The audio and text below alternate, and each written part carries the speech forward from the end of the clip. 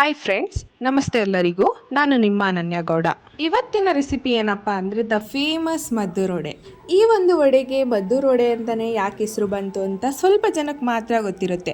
ಸುಮಾರು 1917ರಲ್ಲಿ ರಾಮಚಂದ್ರ ಬುದ್ಧ ಅನ್ನೋರು ಮದ್ದೂರು ರೈಲ್ವೆ ಸ್ಟೇಷನಲ್ಲಿ ಒಂದು ಕ್ಯಾಟ್ರಿಂಗ್ ನಡೆಸ್ತಾ ಇರ್ತಾರೆ. ಅಲ್ಲಿ ಅವರು ಇಡ್ಲಿ, ವಡೆ, ಪಕೋಡನ ಟ್ರೈನ್ ಪ್ಯಾಸೆಂಜರ್ಸ್ಗೆ ಅಂತಲೇ ಕ್ಯಾಟ್ರಿಂಗ್ ಮಾಡ್ತಾ ಇರ್ತಾರೆ. ಅವರು ಆಕಸ್ಮಿಕವಾಗಿ ಕಂಡಿಡಿದ ವಡೆನೇ ಈ ಮದ್ದೂರು ವಡೆ. ಈ ವಡೆನ ಟ್ರೈನ್ ಪ್ಯಾಸೆಂಜರ್ಸ್ಗೆ ಅಂತಲೇ ಕಂಡಿಡಿದಿದ್ದು. ಅವರು ಕಡಲೆ ಹಿಟ್ಟಿನ ಪಕೋಡದ ಬದಲು ಮೈದಾ ಹಿಟ್ಟನ್ನ ಯೂಸ್ ಮಾಡಿದಂಥ ವಡೆನೇ ಈ ಮದ್ದೂರು ವಡೆ. ಈ ಒಂದು ಮದ್ದೂರು ವಡೆ ನಮ್ಮನೇಲೂ ಕೂಡ ಫೇಮಸ್ಸೇ. ಯಾವುದೇ ಫಂಕ್ಷನ್ ಇದ್ರೂ ಕೂಡ ಮಾಡ್ತಾ ಇರ್ತೀವಿ. ಈ ಒಂದು ಮದ್ದೂರು ವಡೆನ ಯಾವ ರೀತಿ ಮಾಡೋದಂತ ನೋಡೋಣ. ಇಲ್ಲಿ 1 kg ಆಗುವಷ್ಟು ಈರುಳ್ಳಿನ ತೊಗೊಂಡಿದ್ದೀವಿ. ಹಾಗೆ 1 kg ಆಗುವಷ್ಟು ಮೈದಾ ಹಿಟ್ಟನ್ನು ಕೂಡ ತೊಗೊಂಡಿದ್ದೀವಿ. ಹಾಗೆ 1 kg ಆಗುವಷ್ಟು ಮೀಡಿಯಂ ರವೆ ಇರುತ್ತೆ ನೋಡಿ, ಉಪ್ಪಿಟ್ಟಿಗೆಲ್ಲ ಹಾಕ್ತೀವಿ ನೋಡಿ, ಆ ಮೀಡಿಯಂ ರವೆನ ತೊಗೊಂಡಿದ್ದೀವಿ. ಹಾಗೆ ಒಂದು ಕೈಯಲ್ಲಿ 1 ಹಿಡಿ ಆಗುವಷ್ಟು ಕರಿಬೇವಿನ ಎಲೆ, ಹಾಗೆ 2 ಕಪ್ ಆಗುವಷ್ಟು ಕಡಲೆ ಬೀಜನ ಈ ಥರ ಚೆನ್ನಾಗಿ ಹುರ್ಕೊಂಡು ಸಿಪ್ಪೆ ತೆಗೆದಿಟ್ಕೊಂಡಿದ್ದೀವಿ. ಹಾಗೆ 1 ಕಪ್ ಆಗುವಷ್ಟು ಬೆಳ್ಳುಳ್ಳಿ ತೆಗೆದಿಟ್ಕೊಂಡಿದ್ದೀವಿ. ಹಾಗೆ ಖಾರಕ್ಕೆ ಕೆಂಪು ಮೆಣಸಿನ್ಕಾಯಿ 10ರಿಂದ 15 ಮೆಣಸಿನ್ಕಾಯಿನ ತೊಗೊಂಡಿದ್ದೀವಿ. ಖಾರ ಏನಾದರೂ ಜಾಸ್ತಿ ಬೇಕು ಅಂದರೆ ಹಸಿರು ಮೆಣಸಿನ್ಕಾಯಿನೂ ಕೂಡ ಹಾಕ್ಕೊಂಡ್ರೆ ನಡೆಯುತ್ತೆ. ಸೊ ಇವಾಗ ಬೆಳ್ಳುಳ್ಳಿ, ಕೆಂಪು ಮೆಣಸಿನ್ಕಾಯಿ ಹಾಗೆ ಕರಿಬೇವಿನ ಎಲೆ ಇದೆಲ್ಲನೂ ಸೇರಿಸಿ ರುಬ್ಬಿ ಇಟ್ಕೊಳ್ಳೋಣ ಸೈಡಲ್ಲಿ. ಇಲ್ಲಿ ಸ್ವಲ್ಪ ಖಾರ ಇರಲಿ ಅಂತ 4ರಿಂದ 5 ಹಸಿರು ಮೆಣಸಿನ್ಕಾಯಿನ ಹಾಕೊಂಡಿದ್ದೀನಿ. ಮೊದಲಿಗೆ ಒಂದು ಪಾತ್ರೆನ ಇಟ್ಕೊಂಡು ರವೆನ ಹುರಿದಿಟ್ಕೊಳ್ಳೋಣ. ಫಸ್ಟು ಇಲ್ಲಿ ರವೆ ಮತ್ತು ಮೈದಾ ಎಲ್ಲ ಬೆಚ್ಚಗಾದ್ರೇ ಸಾಕು. ಫಸ್ಟ್ ರವೆ ಹುರ್ಕೊಂಡು ಆನಂತರ ಮೈದಾನ ಹುರಿದಿಟ್ಕೊಳ್ಳೋಣ. ಇದನ್ನು ಕೂಡ ಬೆಚ್ಚಗೆ ಮಾಡ್ಕೊಂಡಿಟ್ಕೋಬೇಕು. ಈ ಥರ ಬೆಚ್ಚಗೆ ಮಾಡ್ಕೊಳ್ಳೋದ್ರಿಂದ ತುಂಬ ಕ್ರಿಸ್ಪಿಯಾಗಿರುತ್ತೆ, ಸೊ ಟೇಸ್ಟಾಗೂ ಇರುತ್ತೆ ಅಂತ ಅಂದ್ಬಿಟ್ಟು ನೆಕ್ಸ್ಟು 1 kg ಆಗುವಷ್ಟು ಅಕ್ಕಿ ಹಿಟ್ಟನ್ನು ಕೂಡ ಈ ರೀತಿ ಹುರಿದಿಟ್ಕೊಳ್ತಿದ್ದೀವಿ.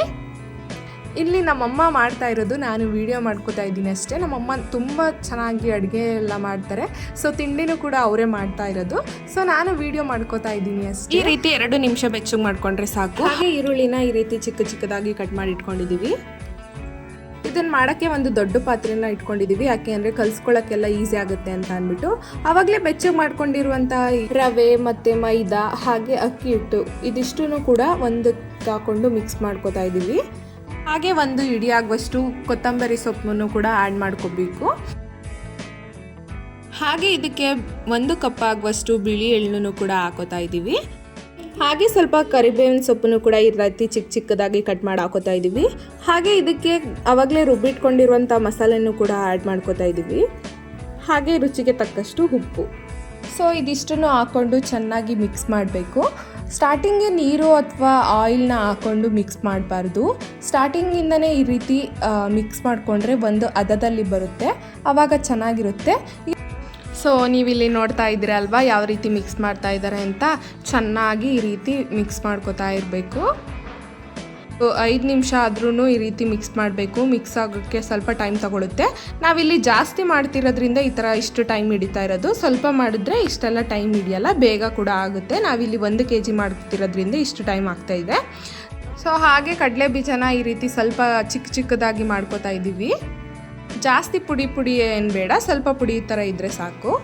ಸೊ ಇದನ್ನು ಹಾಕ್ಕೊಂಡು ಮಿಕ್ಸ್ ಮಾಡ್ಕೊಳ್ತಾ ಇದ್ದೀವಿ. ಎಲ್ಲ ವೀಡಿಯೋಸಲ್ಲೂ ಸ್ವಲ್ಪ ಮಾಡೋದನ್ನ ಮಾತ್ರ ವೀಡಿಯೋಸಲ್ಲಿ ತೋರಿಸಿರ್ತಾರೆ. ಹೀಗೆ 1 kg ಆಗುವಷ್ಟು 2 kg ಆಗುವಷ್ಟು ಎಲ್ಲ ವೀಡಿಯೋಸೆಲ್ಲ ಜಾಸ್ತಿ ಯಾರು ಮಾಡಿರಲ್ಲ. ಸೊ ನಾನು ಮಾಡ್ತಾಯಿದ್ದೀನಿ, ನೋಡ್ಕೊಳ್ಳಿ. ಹಾಗೆ ಇದಕ್ಕೆ 1/4 ಲೀಟರಷ್ಟು ಆಯಿಲ್ನ ಹಾಕ್ಕೊಳ್ತಾ ಇದ್ದೀವಿ. ಈ ಥರ ಅದನ್ನು ಕೂಡ ಬೆಚ್ಚಗೆ ಮಾಡಿ ಹಾಕೋಬೇಕು. ಸೊ ಈ ಆಯಿಲ್ನ ಹಾಕ್ಕೊಂಡು ಕೈಯಲ್ಲೆಲ್ಲ ಮುಟ್ಟಿದ್ರೆ ಬಿಸಿ ಆಗುತ್ತೆ. ಸೊ ಈ ಥರ ಏನಾದರೂ ಸಪೋರ್ಟಿಗೆ ತೊಗೊಂಡು ಮಿಕ್ಸ್ ಮಾಡ್ಕೊಳ್ಬೇಕು. ಇದನ್ನು ಕೂಡ ಚೆನ್ನಾಗಿ ಮಿಕ್ಸ್ ಮಾಡ್ಕೊಳ್ಬೇಕು.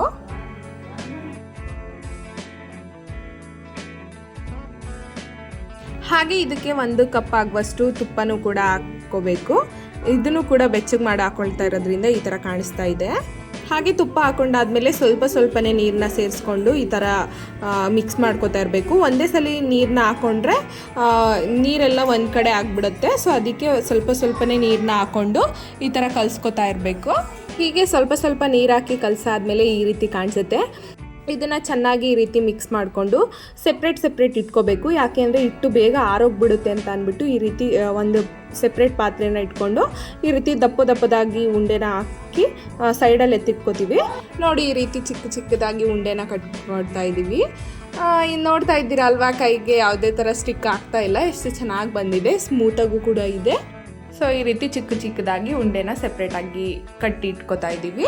ಹಾಗೆ ಹಪ್ಪಳ ಒತ್ತೋ ಮಿಷಿನ್ ಅಂತ ಹೇಳ್ತಾರೆ ಇದನ್ನು. ಹಪ್ಪಳ ಒತ್ತೋ ಮಿಷಿನ್ನ ಯೂಸ್ ಮಾಡಿದ್ರೂ ಆಗುತ್ತೆ, ಇಲ್ಲ ಕೈಯಲ್ಲೂ ಕೂಡ ರೌಂಡ್ ಶೇಪಲ್ಲಿ ಮಾಡಿಕೊಂಡ್ರೂ ನಡೆಯುತ್ತೆ. ನಾವಿಲ್ಲಿ ಜಾಸ್ತಿ ಮಾಡ್ತಿರೋದ್ರಿಂದ ಈ ಹಪ್ಪಳ ಒತ್ತೋ ಮಿಷಿನ್ ಯೂಸ್ ಮಾಡಿಕೊಂಡು ಮಾಡ್ತಾ ಇದ್ದೀವಿ. ಸೊ ಈ ರೀತಿ ಕಾಣಿಸುತ್ತೆ. ಹಾಗೆ ಒಂದು ದೊಡ್ಡ ಬಾಣಲಿನ ಇಟ್ಕೊಂಡು ಎಣ್ಣೆನ ಕಾಯೋಕ್ಕೆ ಅಂತ ಇಡ್ತಾ ಇದ್ದೀವಿ. ನಾವಿಲ್ಲಿ 2 ಲೀಟರ್ ಆಗೋಷ್ಟು ಆಯಿಲ್ನ ತೊಗೊಳ್ತಾ ಇದ್ದೀವಿ. ಇದು ಜಾಸ್ತಿ ಮಾಡೋದ್ರಿಂದ ಚಿಕ್ಕ ಬಾಣಲಿನೆಲ್ಲ ಯೂಸ್ ಮಾಡಿ ಹಾಕ್ಕೊಳ್ಳೋಕ್ಕಾಗಲ್ಲ, ಯಾಕೆಂದರೆ ಜಾಸ್ತಿ ಬೇಯಿಸೋಕ್ಕೆಲ್ಲ ಆಗಲ್ಲ ಅಂತ ಅಂದ್ಬಿಟ್ಟು ಈ ಥರ ದೊಡ್ಡ ಪಾತ್ರೆನ ಹಾಕ್ಕೊಳ್ತಾ ಇದ್ದೀವಿ. ಸೊ ಎಣ್ಣೆ ಚೆನ್ನಾಗಿ ಕಾದಿದೆ, ಅದಕ್ಕೆ ಒತ್ತಿಟ್ಟಿರುವಂಥ ಮದ್ದೂರೊಡೆನ ಹಾಕ್ಕೊಳ್ತಾ ಇದ್ದೀವಿ. ಇದನ್ನು ಒಂದು 5 ನಿಮಿಷ ಬೇಯಿಸಿದ್ರೆ ಸಾಕು. ತುಂಬ ಏನೋ ಮೆರೂನ್ ಕಲರ್ ಬರೋವರೆಗೂ ಏನು ಬೇಯಿಸೋ ಅವಶ್ಯಕತೆ ಇಲ್ಲ. ಸ್ವಲ್ಪ ಮೆರೂನಿಶ್ ಬಂದಾದಮೇಲೆ ಎತ್ಬಿಟ್ರೆ ಸಾಕು. ನಾವಿಲ್ಲಿ ಈ ರೀತಿ ಕಲರ್ ಬಂದ ತಕ್ಷಣ ಎತ್ತುತ್ತಾ ಇದ್ದೀವಿ. ಆರಿದ್ಮೇಲೆ ಸರಿ ಹೋಗುತ್ತೆ. ಸೊ ಈ ರೀತಿ ಕಾಣಿಸ್ತಾ ಇದೆ ನೋಡಿ. ಈ ಒಂದು ಮದ್ದೂರೊಡೆ ಟೀ ಜೊತೆ ನೆಂಚ್ಕೊಂಡು ಕುಡಿತಾ ಇದ್ದರೆ ತುಂಬ ಟೇಸ್ಟಾಗಿರುತ್ತೆ. ನೀವು ಕೂಡ ಮನೆಯಲ್ಲಿ ಟ್ರೈ ಮಾಡೋದನ್ನ ಮಾತ್ರ ಮಿಸ್ ಮಾಡಬೇಡಿ. ಈ ಒಂದು ವಿಡಿಯೋ ಇಷ್ಟ ಆಗಿದ್ದರೆ ಲೈಕ್ ಮಾಡಿ, ತುಂಬ ಇಷ್ಟ ಆಗಿದ್ದರೆ ಸಬ್ಸ್ಕ್ರೈಬ್ ಮಾಡೋದನ್ನ ಮಾತ್ರ ಮರಿಬೇಡಿ. Thank you all.